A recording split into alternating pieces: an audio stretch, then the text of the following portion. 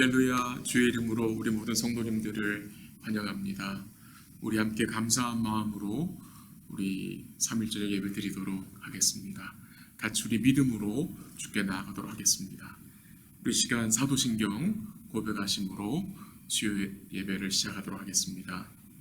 전능하사 천지를 만드신 하나님 아버지를 내가 믿사오며 그 외아들 우리 주 예수 그리스도를 믿사오니 이는 성령으로 잉태하사 동정녀 마리아에게 나시고 본디오 빌라도에게 고난을 받으사 십자가 못 박혀 죽으시고 장사한 지 사흘 만에 죽은 자 가운데서 다시 살아나시며 하늘에 오르사 전능하신 하늘에 앉아 계시다가 저리로서 산 자와 죽은 자를 심판하러 오시리라. 성령을 믿사오며 거룩한 공예와 성도가 서로 교통하는 것과 죄를 사해 주시는 것과 몸이 다시 사는 것과 영원히 사는 것을 믿사옵나이다. 아멘. 찬송가 365장 다 같이 하시겠습니다.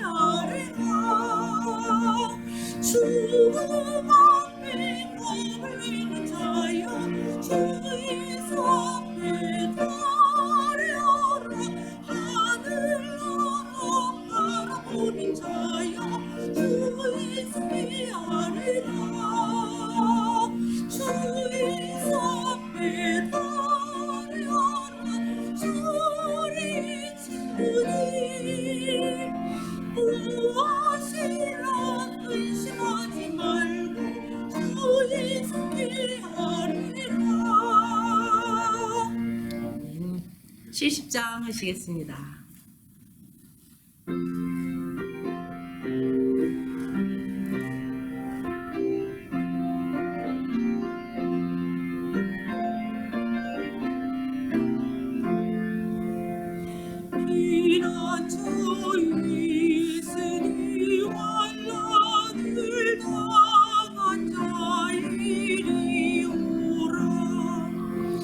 땅들이 변하고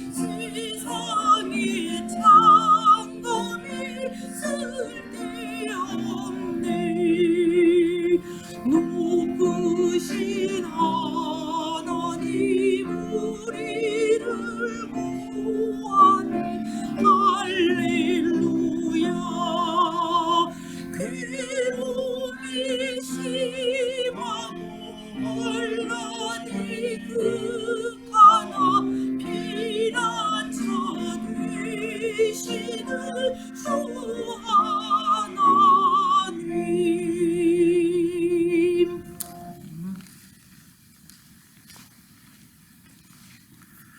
잠시 기도하겠습니다. 하나님 아버지 감사합니다. 우리의 피난처가 되시는 주님, 그 주님이 계심을, 우리와 함께 하심을, 우리를 붙들어 주시고 인도하시고 우리를 돌보시고 보호하시는 그 영원한 피난처가 계심을 우리로 알게 하시고 믿게 하시고 그 주님을 바라볼 수 있는 거룩한 은혜를 허락해 주심에 감사합니다. 우리 사랑하는 성도들이 오늘도 하나님 앞에 마음의 무릎을 꿇고 주를 바라보며 주께 예배드립니다. 주를 바라봅니다. 그리고 주님이 우리를 만나주시고 드려지는 찬송과 기도와 또 주의 말씀을 통해서 우리의 마음을 위로하시고 오늘 우리 마음속에 주의 은혜로 채우시고 크신 주님을 말씀 가운데 기억하고 그 주의 말씀을 우리 마음속에 담을 수 있도록 주의 성령께서 인도하여 주시옵소서. 우리의 눈을 주님이 계속해서 밝혀주셔서 주의 사랑을 기억하게 하시고 우리가 처한 그 모든 상황보다 우리 주님이 크심을 인정하며 믿음으로 살아가는 복된 삶이 될 수 있도록 도와주옵소서. 신뢰하는 가운데서 탄식하는 성도들의 그 탄식이 주님께로 향하게 하시고 또한 그 탄식들이 믿음의 기도로 이어지게 하셔서 주를 바라보게 하시고 주를 의뢰하게 하시고 우리 사랑하는 성도들이 어떤 상황에 처한할지라도 주의 은혜를 찬송하며 베푸신 은덕을 기억하고 주께 감사하는 복된 삶이 될 수 있도록 인도하여 주시옵소서. 오늘도 주의 말씀을 열고 함께 읽고 또 주의 말씀을 듣기 원합니다. 생명의 말씀을 듣게 하시고 깨닫게 하시고 확신케 하시고 또 그 말씀을 쫓아 우리가 살아갈 수 있는 은혜를 주님이 또한 우리 모두에게 허락하시고 말씀 가운데 주의 은혜를 깊이 깨달아 우리 마음속에 충만함이 더할 수 있도록 하나님 역사하시고 인도하시고 말씀을 전하는 자나 듣는 자 모두 주의 은혜 가운데 주의 뜻을 마음에 되새기는 복된 시간 될 수 있도록 주의 성령께서 우리 모두를 인도하여 주시옵소서.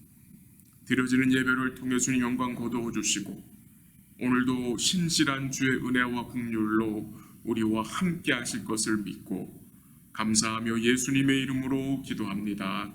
아멘.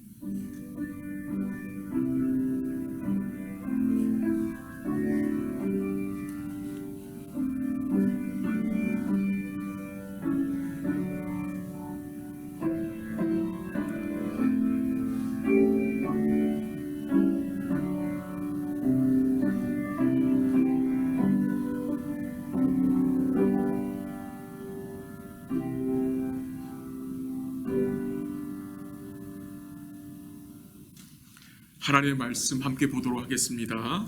하나님의 말씀은 시편, 구약성경 시편 14편입니다. 구약성경 시편 14편, 제가 가진 성경은 811면, 구약성경 시편 14편 1절부터 7절까지 하나님의 말씀을 보도록 하겠습니다. 자, 하나님의 말씀 읽어드리겠습니다. 14편 1절 하나님의 말씀입니다. 다윗의 시 인도자를 따라 부르는 노래. 어리석은 자는 그의 마음에 이르기를 하나님이 없다 하는도다. 그들은 부패하고 그 행실이 가증하니 선을 행하는 자가 없도다. 여호와께서 하늘에서 인생을 굽어 살피사 지각이 있어 하나님을 찾는 자가 있는가 보려 하신즉 다 치우쳐 함께 더러운 자가 되고 선을 행하는 자가 없으니 하나도 없도다. 죄악을 행하는 자는 다 무죄하냐?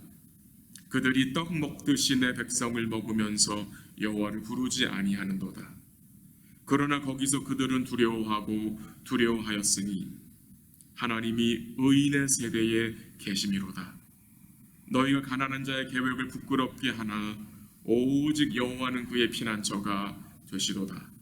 7절 같이 합니다. 이스라엘의 구원이 시온에서 나오기를 원하도다. 여호와께서 그의 백성을 포로된 곳에서 돌이키실 때에 야곱이 즐거워하고 이스라엘이 기뻐하리로다. 아멘. 시편 14편은 다윗의 시편입니다. 오늘 본문에서 다윗은 어리석은 자에 대해서 설명을 합니다. 성경은 이 어리석은 자를 공부를 잘 하지 못하는 사람이나 혹은 지적 능력에 문제가 있는 사람이라고 정의하지 않습니다. 성경이 정의하는 어리석은 사람은 오늘 본문 1절에 뭐라고 말했습니까? 어리석은 자는 그의 마음에 이르기를 하나님이 없다 하는도다. 성경이 말하는 어리석은 자는 어떤 자입니까? 하나님이 없다라고 말하는 자입니다. 하나님이 없다. 어리석은 자는 이미 그 마음에 하나님이 없다고 스스로 결정을 내린 자입니다. 그럼 하나님이 없다는 이 의미가 무슨 말입니까? 어리석은 자들이 하는 이 말, 하나님이 없다는 이 말은 무슨 의미가 포함된 것입니까? 자기 삶의 현장에 하나님 되심을 배제하는 것입니다. 하나님의 통치와 존재를 거부하는 것입니다. 그 말은 또 무슨 말입니까? 어리석은 자는 온전히 지혜로운 하나님과 그의 말씀을 거부하고 자기 마음대로 사는 자입니다. 욥이 고난 가운데 있을 때 욥의 아내는 욥에게 뭐라고 말했습니까? 하나님을 욕하고 죽으라고 했습니다. 그때 욥이 그의 아내에게 뭐라고 말했습니까? 그대의 말이 한 어리석은 여자의 말 같도다 라고 했습니다. 그대의 말이 어리석은 자 같다라고 말했습니다. 무슨 말입니까? 어찌 당신은 하나님의 선하신 뜻과 계획을 생각하지 못하느냐라는 말이겠죠. 어찌 당신은 하나님의 다스림 생각하지 않고 내 마음대로 생각하느냐라고 책망한 것이겠죠. 이 어리석은 자라는 이 말이 히브리어로 나발이란 말입니다. 나발. 혹시 여러분 나발 하면 생각나는 것이 있습니까? 나발? 사무엘상 25장에 보면은 나발이란 이름을 가진 실제 사람이 나옵니다. 나중에 한번 여러분 읽어보세요. 사무엘상 25장인데요. 이 나발이란 자는 갈렙 족속의 후손으로 마온 지방에 살고 있던 큰 부자였습니다. 다윗은 왕이 되기 전에 그 당시 나발이 살고 있는 지역을 지켜주었고요. 이 나발이 양털을 깎을 때에 다윗은 그의 사환들을 보내서 그 양떼 깎는 그 시기를 지켜주었고 양떼를 지켜주었습니다. 그리고 그 대가로 다윗이 나발에게 종들이 먹을 음식을 좀 달라고 부탁을 했습니다. 그러나 나발은 그 다윗의 사관들에게 모욕을 주면서 빈손으로 돌려보냈습니다. 그 소식을 들은 다윗이 어떻게 하냐합니까? 칼을 차고 그의 부하 400명을 데리고 나발한테 가서 그를 죽이려고 했습니다. 그때에 나발의 아내, 지혜로운 아내 아비가일이 음식을 급하게 준비해서 다윗에게 지혜로운 말을 함으로 이 다윗의 분노가 이제 가라앉게 되는 그런 내용이 나옵니다. 제가 성경에 많은 여인이 나오는데 그 중에 제일 좋아하는 여인이 아비가일입니다. 아비가일. 지혜로운 여인이기 때문입니다. 그래서 제가 결혼 후에 제가 저희 아내의 영어 이름을 아비가일로 정했는데 제가 지난 결혼 생활 동안 많이 불러주질 못했어요. 그래서 오늘 수없이 집에서 아내를 아비가일로 불렀는데 이 아비가일은 굉장히 지혜로운 여인입니다. 자기의 남편 나발을 죽이러 온 다윗에게 이 아비가일이 이렇게 이야기를 합니다. 한번 들어보세요. 사무엘상 25절 내용인데 한번 들어보세요. 원하옵나니 내주는 다윗입니다. 이 불량한 사람 나발을 개의치 마옵소서. 그의 이름이 그에게 적당하니 그의 이름이 나발이라. 그는 미련한 자니이다 라고 말했습니다. 아비가일이 다윗에게 그의 남편에 대해서 이야기를 할 때 뭐라고 말했습니까? 그는 미련한 자니이다. 나발은 바보가 아니었습니다. 그는 매우 똑똑한 사람이었을 것입니다.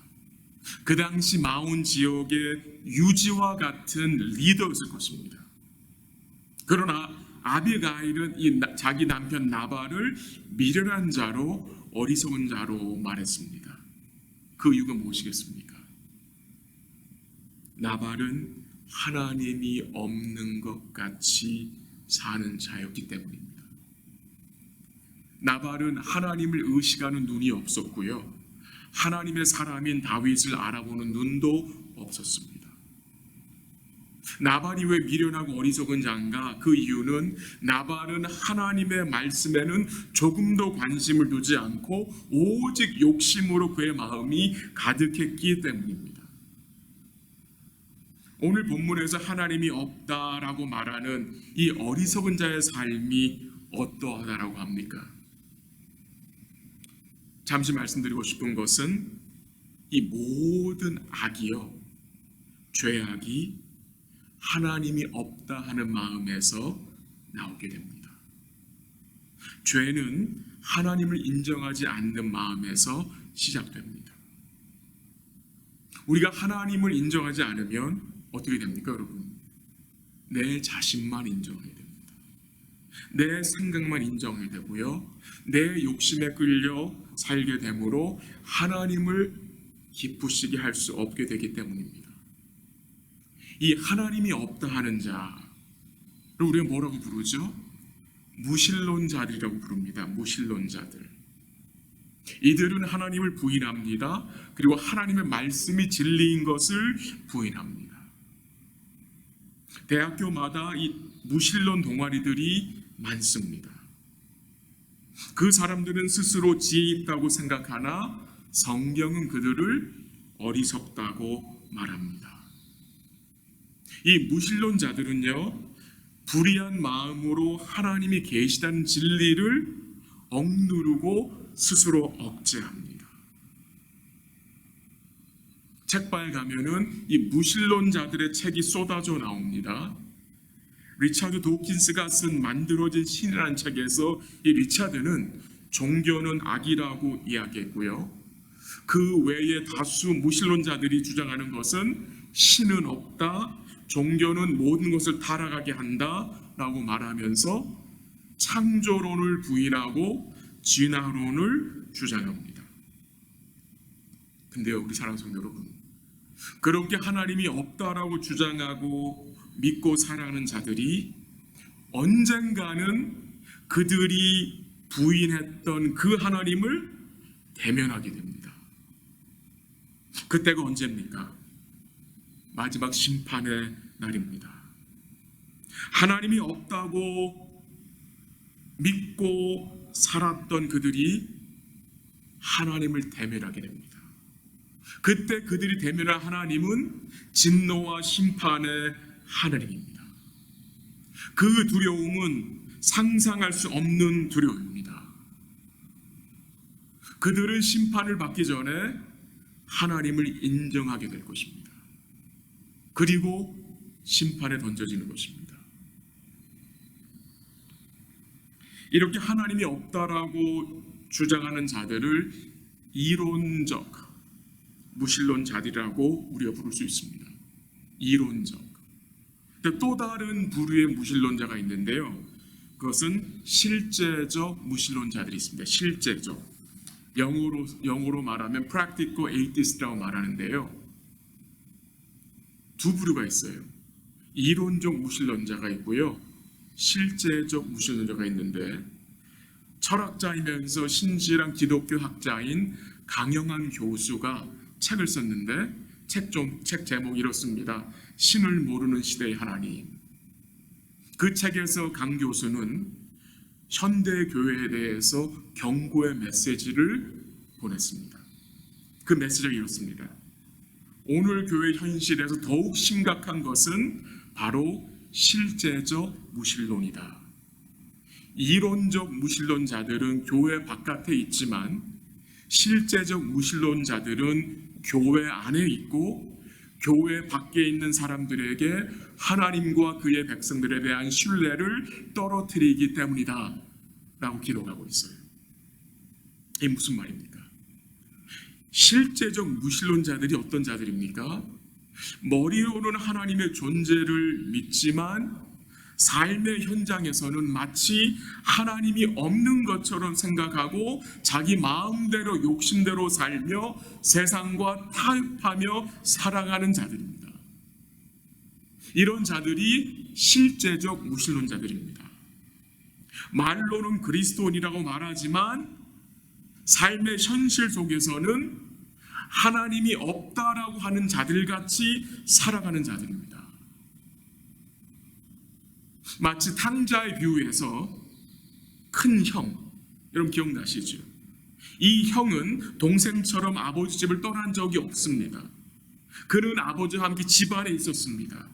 그러나 그는 집안에 있으면서 아버지의 사랑과 은혜를 인정하지 않고 삶 속에서 아버지의 뜻을 쫓은 것이 아니라 자기 마음대로 아버지를 원망하며 아버지를 인정하지 않고 사는 모습이었습니다. 그게 형의 모습이었습니다. 디도서 1장 16절에 보면 이런 말씀 나오는 거 들어보세요.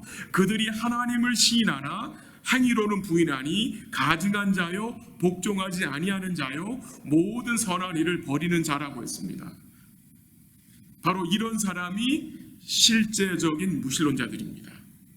입으로는 하나님을 시인하나 행위로는 뭐예요? 부인하는 자들입니다. 입으로는 시인하나 행위로 부인하는 자들. 우리 삶 속에서도 이런 부분이 있습니다. 입으로는 주장하나 삶 속에서는 하나님이 없는 것 같이 살아가는 모습들이 우리 삶 속에 있습니다. 그 죄악들을 주님께 우리가 고백하고 회개할 수 있기를 또 바라고 기도합니다. 우리는 이 이론적 무신론자들에 대해서는 굉장히 리액션이 잘 나옵니다. 그렇죠? 그 자들이 잘못됐다라고 말을 잘합니다. 그러나 우리 안에 있는 이 실제적 무신론에 대해서는 그렇게 크게 상관하지 않을 때가 많다는 사실입니다. 여러분 어떻습니까? 우리 모두의 삶에는 이 실제적 무신론자의 삶이 있습니다. 그것이 우리가 변화되어야 할 모습이겠죠. 그 모습들이 주의 은혜로, 주의 말씀의 은혜로 바뀌어져야 할 부분이겠죠. 오늘 본문에서 다윗은 하나님이 없다 하는 자들의 모습을 몇 가지로 설명합니다. 본문 1절 한번 가보세요. 어리석은 자는 그의 마음에 이르기를 하나님이 없다 하는도다. 그들은 부패하고 그 행실이 가증하니 선을 행하는 자가 없도다 라고 했습니다. 하나님이 없다 하는 자들의 모습이 어떻다고 합니까? 부패했고요, 행실이 가증하고 선을 행하는 자가 없다라고 합니다. 제가 말씀드린 대로 모든 죄악의 뿌리는 하나님을 인정하지 않는 불신앙에서 나온다고 했습니다. 불신앙. 우리도 예전에는 제가 설교서에 언급한 나발 같은 자였습니다. 나발. 하나님이 없다라고 생각하고 하나님과 하나님의 사람을 알아볼 수 있는 영적 이 지각이 없던 자들이었습니다. 근데 하나님이 복음을 통해서 우리를 불러주시고 하나님의 은혜로 우리를 새롭게 해주셨습니다. 이제 우리가 예수님 안에서 선한 것이 무엇인지 알게 되었습니다. 우리가 예수님 안에서 하나님의 선하심을 맛본 자들이 되었습니다. 이제 우리 삶 속에서 하나님의 선하심이 어떻게 합니까? 드러나야 합니다. 나타나야 합니다. 오늘 본문 2절, 3절, 4절에 보면 계속해서 하나님이 없다는 자들의 모습을 다윗은 증거합니다. 어떤 모습들입니까? 그들은 하나님을 찾지 않고 다 치우쳐 더러운 자가 되었고 떡 먹듯이 밥 먹듯이 죄를 범하지만 여호와를 부르지 않는다. 곧 자기들의 죄를 회개하지 않는다라는 말이겠죠. 이 2절, 3절, 4절을 보게 되면 우리 머릿속에 스쳐 지나가는 구절들이 있습니다. 로마서 3장 10절, 11절, 12절 사도 바울이 한 그 말씀이 생각이 됩니다. 모든 사람은 죄인이다. 의인은 없되 하나도 없다. 하나님을 찾는 자도 없고 선을 향하는 자도 없다라는 그 말씀이 연결되는 말씀으로 생각이 됩니다. 5절 한번 가보세요. 5절 한번 같이 읽을까요? 시작. 그러나 거기서 그들은 두려워하고 두려워하였으니 하나님이 의인의 세대에 계심이로다. 그러나 거기서가 나오죠. 5절이요. 그러나 거기서 그들은 두려워하고 두려워하였다. 하나님이 없다고 하는 자들이 주의 백성들을 괴롭히는 그 현장에서 두려워하고 두려워했다고 합니다. 하나님이 없다라고 하는 자들은 두려움에 사로잡히게 된다는 말입니다. 참 보세요. 1절에서 어리석은 자들은 하나님이 없다라고 말하는 자들이에요. 근데 그들이 하나님의 민족, 하나님의 백성들을 괴롭힐 때에 그들이 뭘 보게 됩니까? 그 백성들과 하나님이 함께 계심을 보게 됩니다. 자기들 스스로 없다는 하나님이 하나님의 백성들 가운데 계심을 그들이 보게 된 것입니다. 그래서 두려워한 것입니다, 여러분. 하나님이 의의 세대에 의인의 세대에 계신다 그랬잖아요. 이 의인을 핍박하는 그 자들이 그 의인과 함께 하시는 하나님을 보게 되었다는 것입니다. 이게 놀라운 거죠. 이들은 하나님 없어, 하나님 존재하지 않아라고 스스로 믿고 있는데 이 하나님이 없다는 자들이 하나님이 있어라고 하는 자들을 핍박할 때에 하나님의 계심을 그 믿는 자들을 통해서 보게 된 것입니다. 얼마나 두렵겠습니까? 자기들은 하나님이 없다 했는데 그래서 이들이 하나님이 있다는 자들을 핍박하는 과정에서 그들과 하나님이 함께 계신 것을 보게 된 거예요. 하나님은 그의 백성들과 뭐 하십니까? 함께 계십니다. 여러분, 이스라엘 백성들이 가나안 땅에 들어가기 전에 하나님이 모세를 통해서 그의 백성들에게 무엇을 약속해 주셨습니까? 신명기 11장 25절에 보면 한번 들어보세요. 제가 읽어드릴게요. 신명기 11장 25절 너희의 하나님 여호와께서 너희에게 말씀하신 대로 너희가 밟는 모든 땅 사람들에게 너희를 두려워하고 무서워하게 하시리니 너희를 능히 당할 사람이 없으리라. 이 보세요. 무섭습니다. 하나님이 이스라엘 백성들에게 모세를 약속하셨는데 어떤 약속입니까? 너희가 가나안 땅에 들어가면 가나안 사람들이 너희를 보고 두려워할 것이다. 무서워할 것이다. 라고 말씀하신 거예요. 하나님이 없다는 자들은 두려움에 사로잡히게 됩니다. 그러나 하나님이 있다는 성도들, 주를 믿는 성도들은 두려움을 피할 수 있습니다. 사울 왕, 여러분 기억나시죠? 사울 왕은 그 젊은 다윗, 그 어린 다윗을 심히 두려워했습니다. 심히 두려워했어요. 이 사울 왕이 블레셋의 장수 골리앗을 다윗이 하나님의 능력으로 물리치잖아요. 그래서 다윗을 질투하게 되고요. 다윗에 대해서 악한 마음을 품게 되고요. 이 사울 왕이 하나님 인정하지 않을 때에 사울 왕의 마음이 여러분 어땠습니까? 한번 이번에 같이 찾아볼까요? 사무엘상 18장 28절입니다. 구약성경 사무엘상 18장 28절, 구약성경 440면입니다.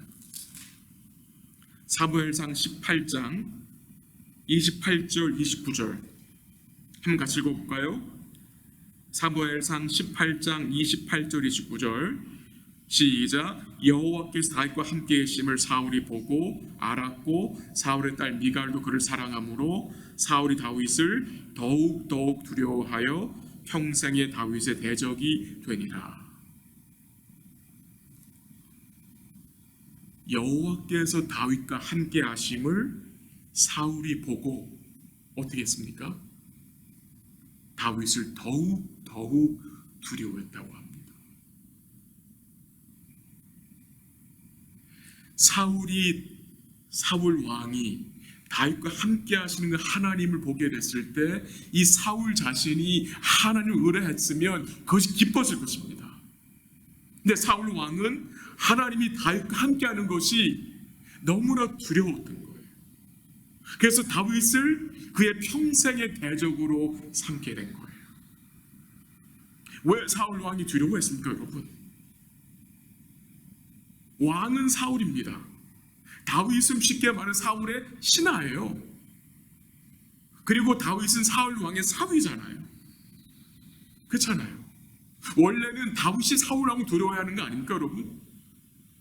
근데 사울 왕이, 한 나라의 왕이 이 어린 다윗을 뭐합니까?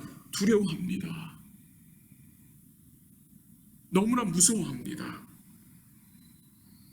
궁극적으로 사울 왕이 다윗을 두려워한 것은 그가 하나님을 의뢰하지 않았기 때문입니다. 하나님이 없다 하는 자들, 하나님을 의뢰하지 않는 자들은 두려움을 피할 수가 없습니다.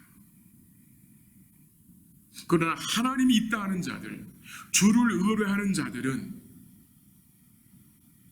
두려움을 피할 수가 있고 그 두려움이 평강과 안식으로 뒤바뀌게 된다는 사실입니다. 이제 마지막으로 조금 나누고 싶은 내용은 하나님이 있다 하는 자들, 하나님을 의뢰하는 자들이 어떤 은혜를 받고 삽니까? 그 내용이 5절 마지막 부분에 나옵니다. 이미 언급했지만 하나님이 의인의 세대와 무엇이라? 계심이로다. 하나님이 의인의 세대와 계신다고 합니다. 하나님이 의인과 함께 하신다는 말입니다. 하나님이 계십니다. 의인과 함께 계십니다. 주님이 우리와 함께 계십니다. 그렇기 때문에 우리는 우리와 함께 하시는 그 주님을 우리 자녀들에게, 우리 이웃들에게, 우리 지체들에게 드러낼 수 있어야 합니다. 우리가 삶 속에서 주님의 함께 계심을 드러내기 위해서 우리는 범사의 주님을 인정하고 살아가야 합니다. 어떤 상을 처한다 할지라도 주님이 계신다. 함께 계신다. 그 함께 계신 주님이 우리를 붙드시고 지키실 것이다. 또한 6절 한번 보시길 바랍니다. 6절 한번 같이 읽지요. 시작. 너희가 가난한 자의 계획을 부끄럽게 하나 오직 여호와는 그의 피난처가 되시도다. 너희가 가난한 자의 계획을 부끄럽게 하나, 이 너희는 하나님이 없다 하는 자들입니다. 하나님이 없다 하는 자들이 가난한 자를 어떻게 합니까? 핍박합니다. 괴롭게 합니다. 가난한 자들의 계획을 부끄럽게 한다고 합니다.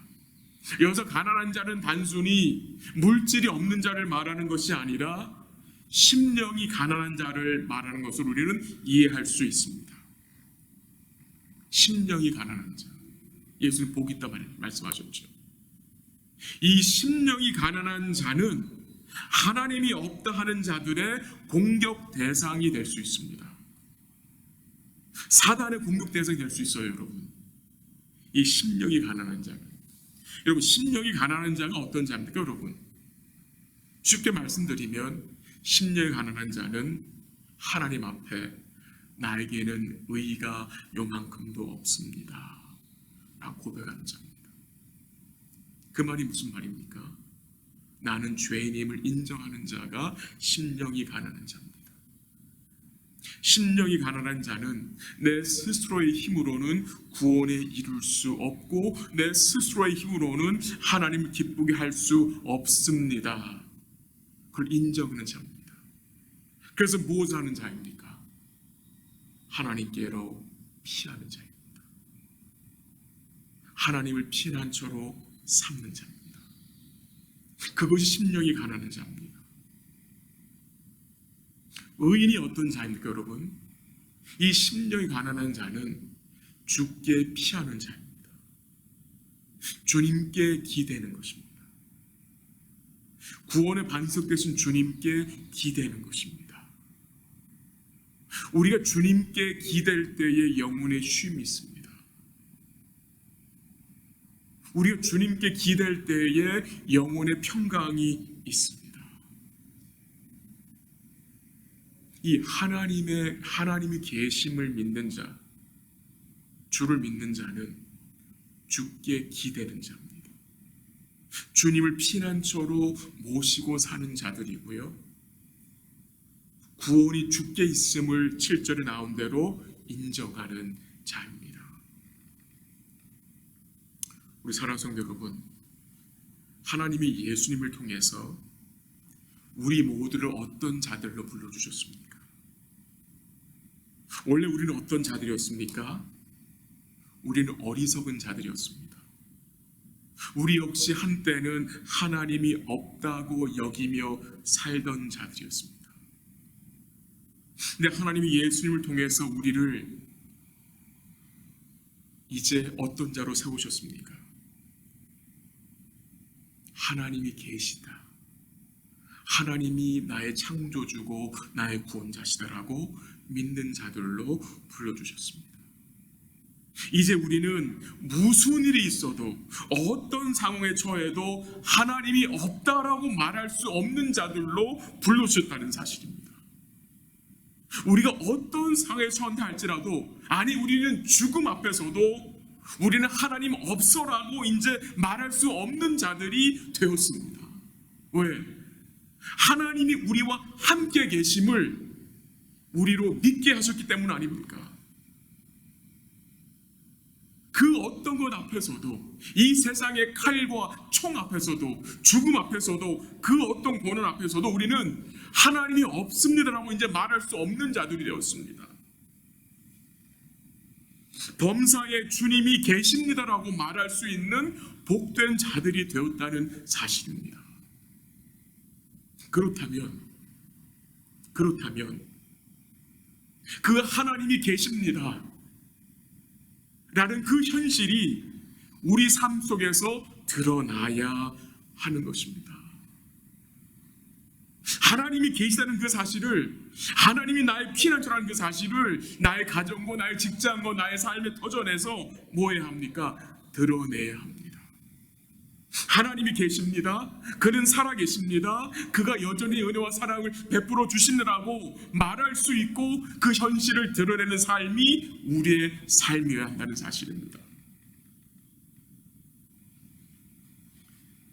우리 모두는 예전에 어리석은 자들이었습니다. 어리석은 자들이었어요. 그러나 주님이 우리의 뭐가 되셨습니까? 지혜가 되셨습니다. 우리는 예전에 모두 부패하고 불의한 자들이었습니다. 그러나 주님이 우리에게 무엇이 되셨습니까? 의로움이 되셨습니다. 우리 모두는 죄에 치우쳐 더러운 자들이었으나 주님이 우리에게 거룩함이 되셨습니다. 우리는 예전에 하나님을 찾지 않고 부르지 않던 자들이었으나 주님이 우리의 온전한 구원함이 되어주셨다는 사실입니다. 이것을 마음으로 믿으십니까? 이 내용을 사도 바울이 고린도전서 1장 30절에서 증거하죠. 여러분 잘 아는 구절이잖아요. 자, 여러분 인용한 구절이잖아요. 예수는 하나님께로부터 나와서 우리에게 지혜와 의로움과 거룩함과 구원함이 되셨다.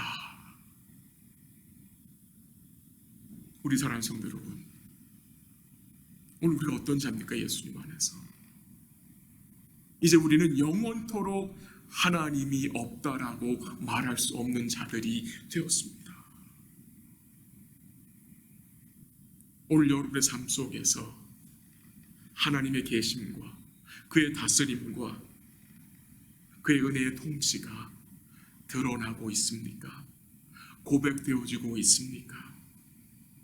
또 한 가지, 하나님의 계심이 우리 말로만이 아니라 우리 삶 속에서, 삶의 모습에서 이 보이지 않는 하나님이 계시고 살아서 역사하심을 우리가 드러낼 수 있기를 간절히 기도합니다. 오늘 우리가 살고 있는 이 세상은 하나님이 없다라고 주장하는 세상입니다. 왜 하나님이 없다라고 주장하는 이 세상에 우리를 두셨겠습니까? 우리를 통해서 하나님이 계심을, 그 하나님이 살아계시고 역사하시고 여전히 은혜와 긍휼을 베푸시는 선하신 주님이심을 우리를 통해서 드러내시기 위함입니다. 그러기 위해서 우리 사랑하는 모든 성도들이 범사에 우리 하나님이 계심을, 그의 통치와 그의 은혜의 통치와 그의 은혜의 다스림이 있음을 인정하시고 드러내시고 살 수 있기를 간절히 기도합니다.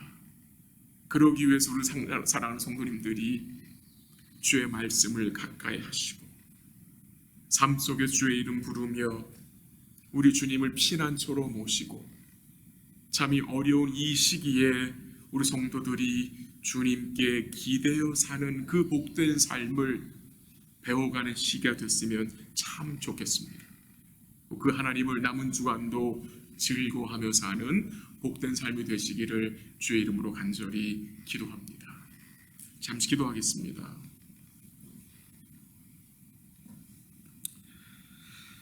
오늘 제가 말씀을 잠시 나눴습니다.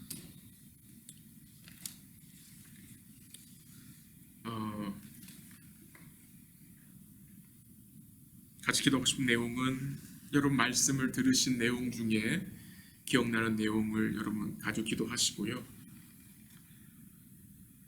우리가 범사에 하나님이 계심을, 그 하나님이 살아계시고 역사하시는 분이심을 드러내고 살 수 있도록, 말로만 하나님이 계신다는 것을 시인하는 것이 아니라, 행실로는 하나님을 부인하는 삶이 아니라 행실로 그 하나님을 인정하며 살 수 있도록 우리 가정과 우리 직장과 우리 삶의 터전에서 하나님이 계심을 드러내며 살 수 있도록 주의 은혜를 간구하기를 기도하고요. 그렇게 그런 삶을 살아내기 위해서 우리가 범사에 주님께 기대어 살아야 합니다. 주님을 피난처로 모시고 살아야 합니다. 우리가 주님께 기대어 사는 그 모습을 우리 자녀들이 보아야 하고 우리 지체들과 우리 이웃들이 그 모습을 보아야 합니다. 우리가 여러 가지 어려운 상황이 있지만 우리가 주님을 기대어 삶으로 우리 마음이 든든함을 드러낼 수 있어야 합니다. 남은 주간도 우리의 행실로 주를 부인하지 않도록 기도하시고요. 남은 주간도 주의 은혜 가운데 우리 주의 사랑 재발견하고 주의 은혜와 긍휼을 또 재발견하고 힘을 얻고 하나님이 계십니다, 하나님이 살아 계십니다라고 우리가 고백하며 사는 복된 삶이 되었으면 좋겠습니다. 오늘 좀 같이 기도하고 싶은 내용 중에 한 가지는 우리 손낙준 선교사님 가정과 그 에모리 대학교 사역을 위해서 기도하시길 바랍니다. 계속해서 온라인 모임을 갖고 있습니다. 계속해서 전도하고 계신데 이메일을 통해서 카톡을 통해서 이제 또 온라인으로 전도하시는데 전도의 문을 열어주셔서 이 어려운 시기에 많은 유학생들이 주를 영접하고 또 거기에 모여있는 학자들이, 중국 학자들이 주님을 꼭 만나서 중국으로 돌아가서 거기서 복음을 증거할 수 있도록 기도를 좀 부탁드립니다. 우리 한 2, 3분 같이 기도하고 제가 마무리 기도하도록 하겠습니다. 같이 기도하겠습니다. 하나님 아버지 감사합니다. 하나님이 계십니다. 우리 삶 속에서 그 계심을 드러내며 인정하며 살 수 있기를 기도합니다.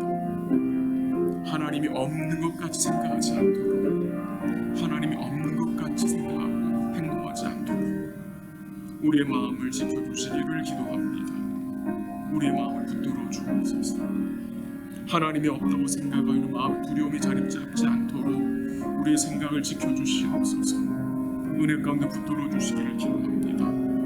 붙들어 주시고 인도해 주시고 남은 주간도 주께 기대어 살 수 있도록, 주님을 피난처로 모시고 살 수 있도록 우리의 마음을 지켜주시고 인도해 주시옵소서. 손성사님을 기억하옵소서. 하나님 온라인 사역을 하고 있습니다. 은혜 주셔서 많은 중교 학생들을 만나게 하시고 연결되게 하시고 복음이 증거되게 하시고 주를 믿는 자가 나오게 하시고 유학생 구학자들이 주를 만나서 중국으로 돌아갈 수 있도록 도와주시고 특히 어려운 시기에 더 주의 복음이 잘 증거되어지게 하시고 어려울 때에 주님을 만나 그들이 참된 생명과 구원의 기쁨을 누릴 수 있도록 주님이 도와주시고 인도하시고 역사하여 주시옵소서. 축복해 주시고 가정을 붙들어 주시고 은혜 가운데 사명 잘 감당할 수 있도록 도와주옵소서. 감사합니다. 예수님의 이름으로 기도합니다. 하나님 아버지 감사합니다. 우리 하나님께서 예수님을 통해서 우리에게 하나님이 계심을, 하나님이 우리의 구원자가 되심을 알게 하여 주시고 믿게 하심을 감사합니다. 우리가 어리석은 자들이었으나 불의한 자들이고 죄악 가운데 더러운 자들이었고 하나님을 찾지 않던 자들이었고 선을 행할 수 없는 자들이었으나 예수님이 우리의 지혜가 되시고 우리의 의로움이 되시고 우리의 거룩함이 되시고 우리의 구원함이 되심을 알고 믿게 하심에 감사합니다. 이제 우리는 어떤 일을 만나도 하나님이 없다라고 말할 수 없는 자들이 되었습니다. 하나님이 우리와 영원토록 함께 계신다고 약속하셨습니다. 그 은혜의 현실이 우리의 입술만이 아니라 우리의 삶을 통해서도 드러날 수 있도록 주님 도와주시고 인도하여 주옵소서. 어떤 상황에 처한다 할지라도 하나님이 없는 것 같이 생각하지 않도록, 하나님이 없는 것 같이 행동하지 않도록 우리의 마음과 행실을 주님이 지켜주시기를 간절히 기도합니다.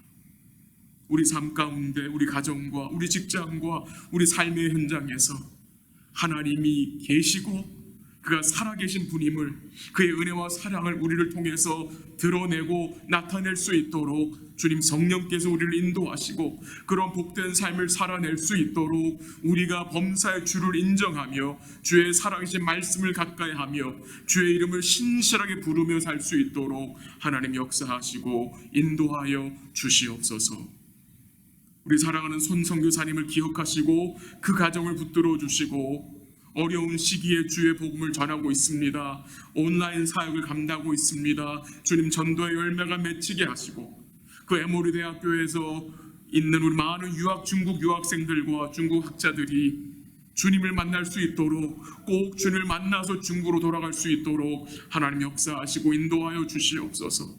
많은 유학생들을 만나고 있다는 소식을 들었습니다. 주께서 전도의 문을 여셔서 우리 손성윤사님을 사용하셔서 그 중국 유학생들에게 복음이 전해지고 그분들이 주님을 믿고 구원의 기쁨을 누릴 수 있도록 하나님 역사하시고 인도하여 주시옵소서. 우리 사랑하는 각 성도들, 각 가정들을 주님이 기억해 주시고 주의 손에 맡깁니다. 어려운 가정들도 있습니다. 신뢰하며 탄식하는 성도들도 있습니다. 그 탄식이 기도로 이어질 수 있도록 역사하시고 도리어 어려울 때에 주님을 찬송하는 복된 삶이 될 수 있도록 주님 도와주시고 인도하여 주옵소서. 남은 주간도 피난처 되신 주님께 우리가 기대어 살 수 있도록 우리의 마음을 지켜주셔서 잠시라도 조금이라도 이 세상의 것에 우리가 기대지 않도록 우리의 마음을 지켜 주옵소서. 감사하며 예수님의 이름으로 기도합니다. 아멘. 우리 함께 찬양합니다. 찬송가 491장 저 높은 곳을 향하여 찬양드립니다.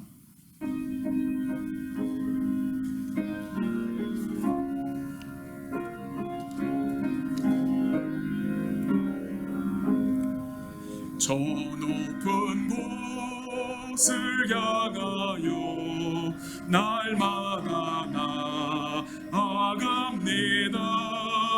내 뜻과 정성 모두 마다 기도합니다. 내 주여 내 맘 붙드사 그곳에 있게 하소서. 그곳은 빛과 사랑이 언제나 넘치옵니다. 괴로움과 죄가 있는 곳 나 비록 여기 살아도 빛나고 높은 저곳을 날마다 바라봅니다. 내 주여 내 맘 붙드사 그곳에 있게 하소서. 그곳은 빛과 사랑이 언제나 넘치옵니다. 의심의 안개 거치고 근심의 부름 없는 곳 기쁘고 참된 평화가 거기만 있사옵니다. 내 주여 내 맘 붙드사 그곳에 있게 하소서. 그곳은 빛과 사랑이 언제나 넘치옵니다. 험하고 높은 이 길을 싸우며 나아갑니다. 다시금 기도하오니 내 주여 인도하소서. 내 주여 내 맘 붙드사 그곳에 있게 하소서. 그곳은 빛과 사랑이 언제나 넘치옵니다. 내 주를 따라 올라가 저 높은 곳에 우뚝 서 영원한 복난 누리며 즐거운 노래 부르리. 내 주여 내 맘 붙드사 그곳에 있게 하소서. 그곳은 빛 언제나 넘치옵니다. 아멘. 주기도 높여합니다. 하늘에 계신 우리 아버지여, 이름이 거룩히 여김을 받으시오며 나라의 마옵시며 뜻이 하늘로 이루어진 것 같이 땅에서 이루어지이다. 오늘날 우리에게 일용할 양식을 주옵시고 우리가 우리에게 죄진 자를 사하여 준 것 같이 우리 죄를 사하여 주옵시고 우리를 시험에 들게 하지 마옵시며 다만 악에서 구하옵소서. 대개 나라와 권세와 영광이 아버지께 영원히 있사옵나이다. 아멘.